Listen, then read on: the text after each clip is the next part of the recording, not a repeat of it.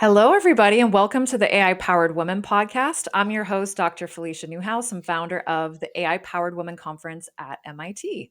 This is a show for women who feel the ground shifting beneath their feet, where AI's promise collides with shaky public trust, record high burnout, and hushed fears about our children's future. We bring you a wide range of diverse voices and backgrounds to really table and explore how we can lead with purpose, creativity, and resilience during a time of massive change. So today we have a special guest with us today. She's going to be coming to our AI Powered Women Conference this weekend, and we're so excited to have her. So, Georgia, introduce yourself. Thank you so much for having me. It's such an honor to be here. I can't wait to come this weekend. I am an AI consultant. I've worked at a few companies you've probably heard of. I started at Microsoft, shaping the personality of Cortana, which is one of the first ever AI personal assistants. Then I went to Google, where I wrote the personality of the British assistant there. Went back and forth working on all kinds of different experimental voice activated, I suppose, chatbots, you could say. And then my job evolved as the technology has. Obviously, we're in the era of Gen AI. It's eliciting some really strong emotions from a lot of people, as you said. I worked at Meta, where I was kind of a high-level prompt engineer, AI content strategist, really writing prompts for whole characters and looking at how AI can help us express ourselves on social media. And now I have gone it alone. I really believe in the intention of what we put into the machine is really important. So I wanted to go out alone and make some of my own products. And I am an AI consultant helping businesses implement AI, but really I'm working on a lot of AI for personal development projects. And when I saw what you were doing at the event, I kind of just had to be there, and I sort of just knocked on your door, didn't I? So thank you so much for having me, letting me in. Yeah, and Georgia, we'll let everybody know I'm kind of your role at this conference because I think Mhm. that's really important, especially given your background, right? So, and we both kind of share this passion and this mission to make sure that AI, develops in a responsible and ethical way. But even deeper than that, right, is um, and we've talked about this before, like AI is just a mirror, right? Any tool that we've developed throughout all of human history is just a mirror. It's a mirror of where we currently are at. And so we really want to become the best versions of ourselves as humans at this time in history so that AI does reflect the best of us as a species. And so that we can then be freed up to step more deeply into, like you're saying, the human development side, the emotional intelligence side, the responsible leadership side, and then that will reflect back into the tools. So yeah, why don't you talk a little bit about your role at the conference? We kind of have this idea of this attendee reflection opportunity for people to process their emotions and the transformation at this conference, because it's more than a conference. We're developing this kind of um, curating, I should say, this space for people to really step into more responsible leadership, human centeredness, and really just everything they're processing in their body and their hearts right now in a time of massive change. I agree. The word conference does what you've organised a disservice, and I'm honoured to be there. Hopefully, if you're attending, you'll see me, and perhaps we can even have a chat.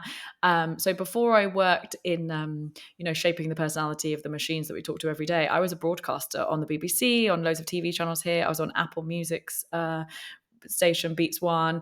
I've interviewed a lot of great people, so that's really my background. And it's so interesting. When I first worked in technology, I was really pushing for like more creative people in this space.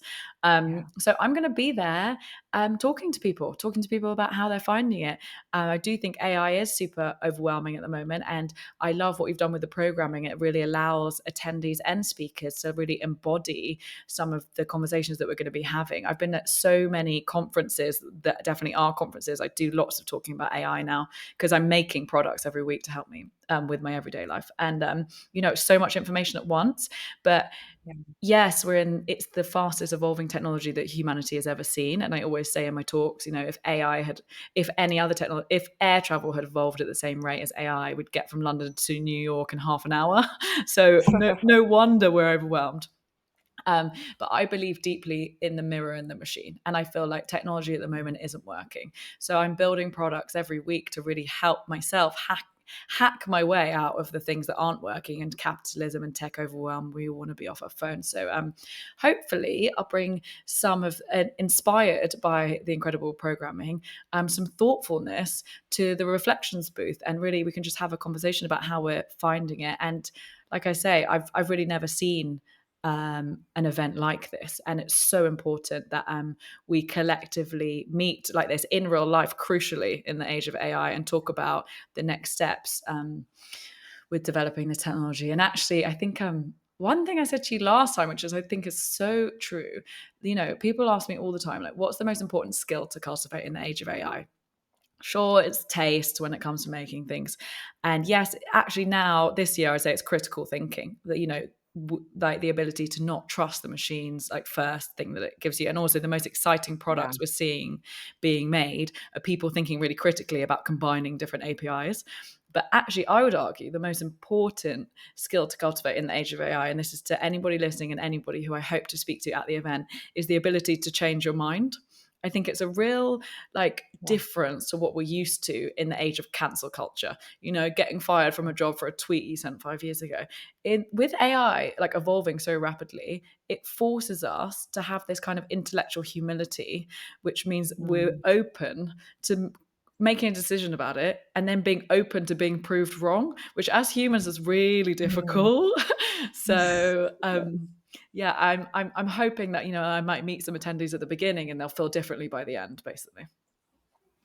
Yeah, it's such a great point. I mean, we're kind of at this really interesting inflection point around, just where we go next as humans. And I think it's causing people what I think is actually an opportunity. At first, it can look very uncomfortable and almost existential, like an existential crisis that we're all moving through because there's so much change. And it's not just at the technological level, it's at the sociological level, the personal level, the spiritual level. And so there's just a lot of reflection that's happening. So I guess, like for you, I mean, you've worked in a lot of really highly creative, emotional spaces, music, theater, broadcasting. So, I mean, in this AI era where jobs, like creatives and videographers and writers are under threat, right? And there's fear. Because I think there's this existential thread that I keep seeing and that we're addressing at this conference is fear. And oh, there goes my video. Oh no. Let me just put that back on.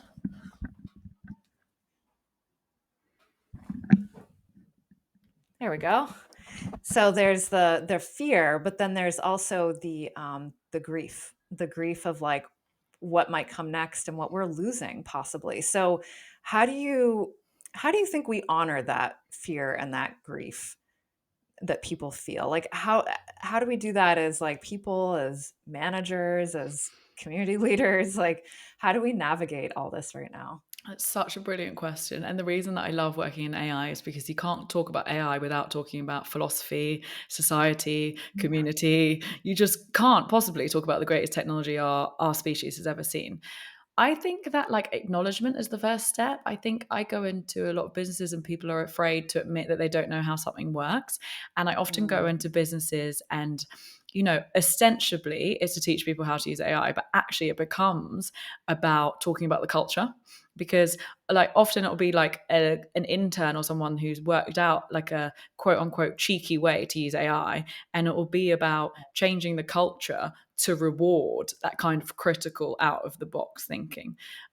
So I think it's really actually, and I've never really framed it this way before because I've never been asked that such a great question. I think it's leaning into like vulnerability and encouraging vulnerability mm, in our teams, because we have to be able to encourage vulnerability to allow people to acknowledge their grief in this kind of capitalist, especially in tech. Come on, I've worked in all the big tech companies. Like, I know what it's like. It's a hustle out there, and mm, you only get promoted yeah, if you kind of have an argument with someone or whatever. Especially as a woman, it's difficult.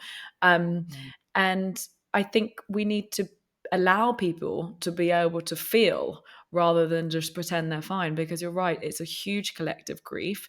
It's mm. exhausting that we're asking people to upskill, and we need to make those environments kind of safe and comfy for them to do so. Oh no.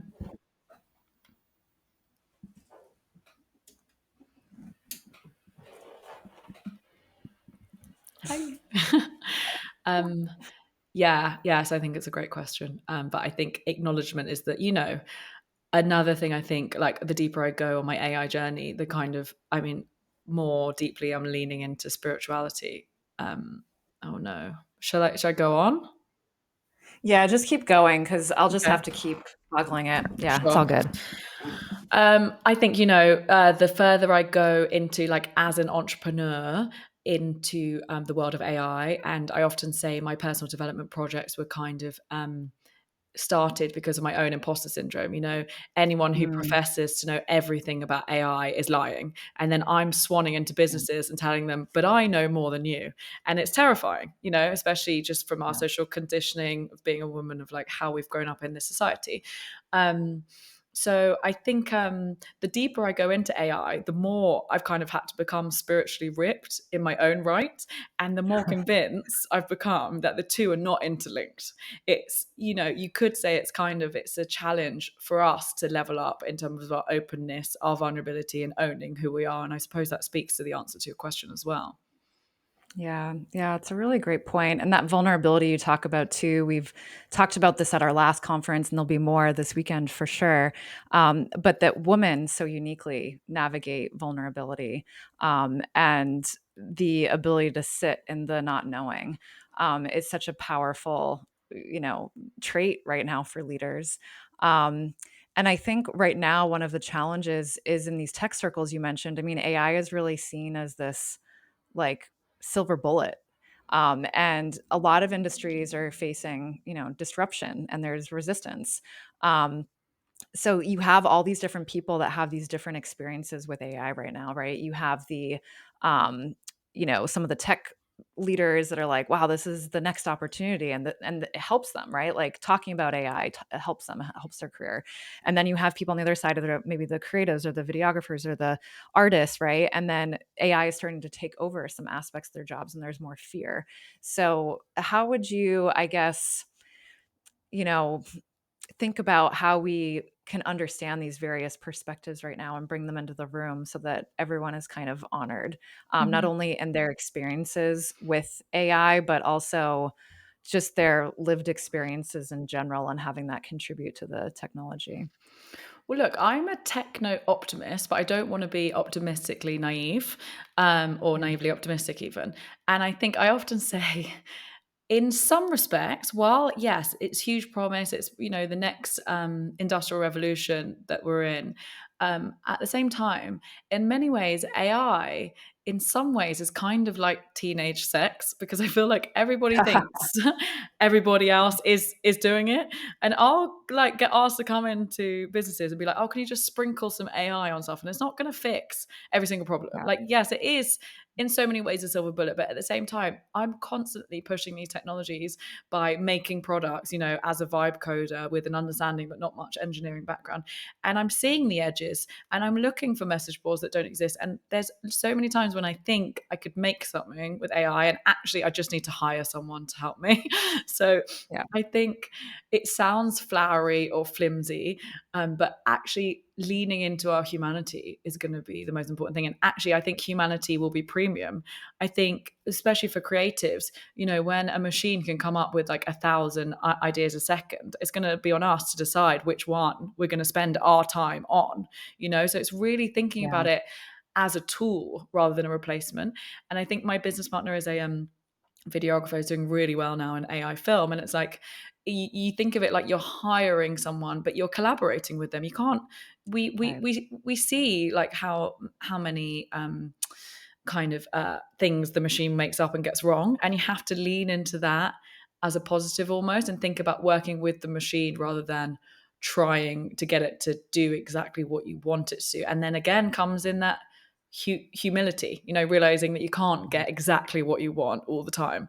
um, so yeah, I think it's thinking about it more of a collaboration, and the more you learn about it, the more you'll realize the limitations too. Because I think it's a lot of clickbait of Yeah. like saying that machines are coming to wipe out our whole jobs. Because actually, I don't know if you saw, Amazon just invested in the first AI Netflix, and it's like going to be loads of AI generated content personalized to the users. And I don't know. I'm up for being proved wrong because intellectual humility is the most important thing. But I don't know if humans are going to want to watch purely AI generated content, you know. And I Right. think the Right. creators online that we're going to see do the best are the people that are the most human people, not the AI ones, you know. So Absolutely. Yeah. Yeah, there's so much change happening right now and so much unknown, and it's moving so quickly, and I think that's the piece that all have to acknowledge right now, right? Is just that the pace of it is so much. So, are these various AI deployments going to work? We don't know. We don't know. Like you said, like humility is such a important cornerstone for us to lean on right now, and just being able to ride some of the waves right now. But there's a lot of really big like social and economic implications of this whole shift we're seeing right now.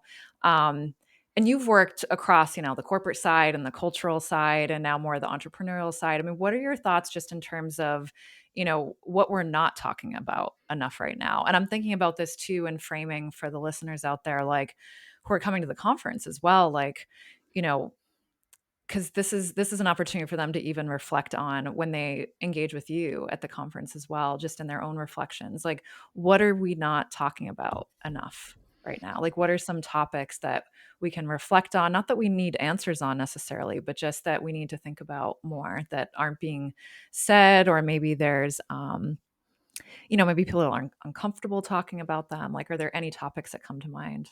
hmm I think that is interesting that I'm doing the reflections booth because actually the last talk I did was all about the machine being a mirror. And I mean, there's a couple of things that come to mind, but I think I was at a conference recently and everybody's talking about the hottest, coolest, like new AI piece of technology. But I would love to see more people making stuff with that technology. Like, I would love if I had a community online of people like me who were making kind of AI products just for themselves to like help with their Mm, personal development.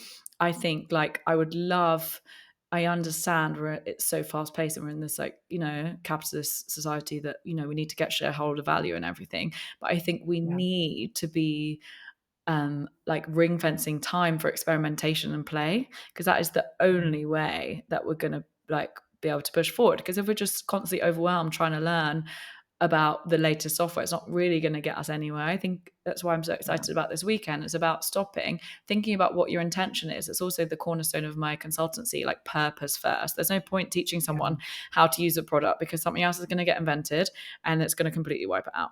Think about what you're trying to achieve.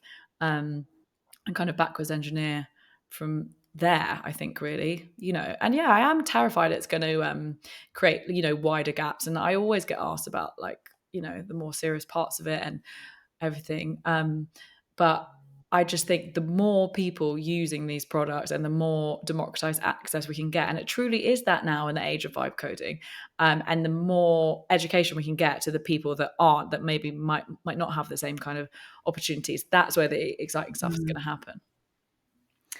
Yeah, I love that. I love that. And yeah, we'll have the AI lab at the conference, right? So we'll have all these incredible female founders that are exhibiting not only their AI solutions kind of in real time as they're like in the discomfort of like figuring it out and building it, right? And demoing their latest build, but also like the social impact of their solutions, right? So, um, some of those solutions are for women in menopause and mothers and different issues that are not being highlighted enough in society that they're solving for. A lot of them have gone through those issues themselves, which has inspired them to then put that work out. And with AI you can develop these things a lot faster too, and with a leaner team and less money. And with only 2% of the VC funding going to women founders,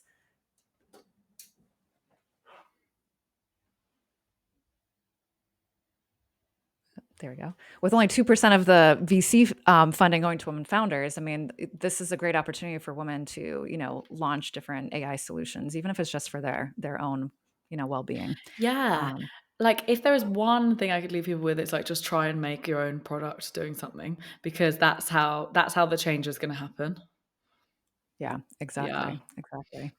So, last question for you is, I guess, what gives you like hope in this moment of uncertainty and acceleration with AI?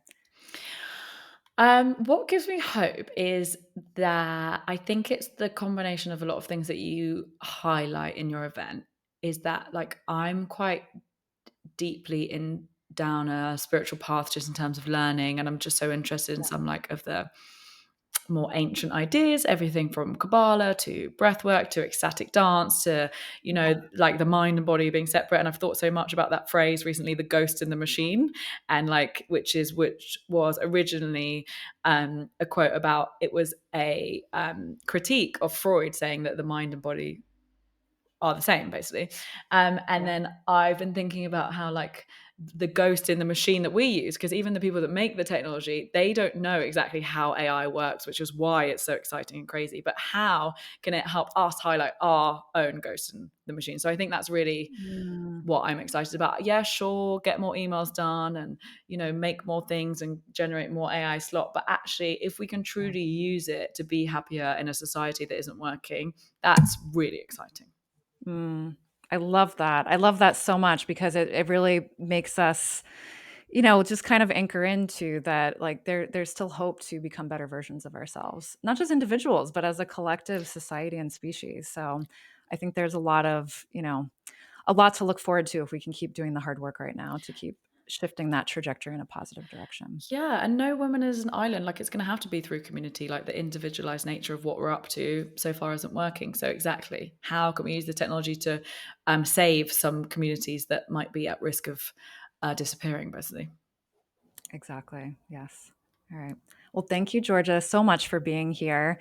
And we'll see you this weekend at the conference. And so, anybody out there, please find Georgia. She's going to be with our videography crew, interviewing our speakers, interviewing our attendees, and really just providing a safe space for folks to reflect on their experience there, because it's really going to be a space for personal reflection, emotional release, transformation, and connection with other attendees. So, there's probably a lot that will come up for you there as an attendee. So, she's going to provide that space to kind of, share.